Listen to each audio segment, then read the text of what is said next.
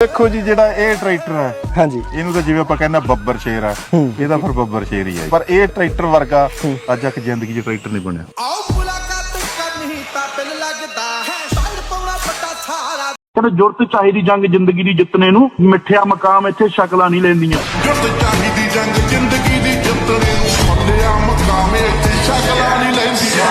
Haryana Olympic ਬੈਠੇ ਪੰਗੇ ਕੋਨਾ ਠੀਕ ਨਹੀਂ ਦੇਸੀਆਂ ਨੇ ਵੱਡੀ ਵੱਡੀ ਕੰਟਰੀ हिला दी खुद में है घूमे छोड़े लेके काली गाड़ी में खाऊं।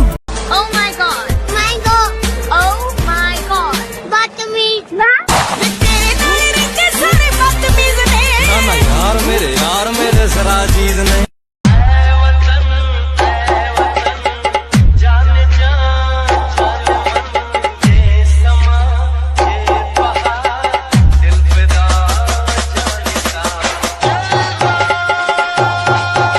मतलब गल नहीं मननी क्यों सुना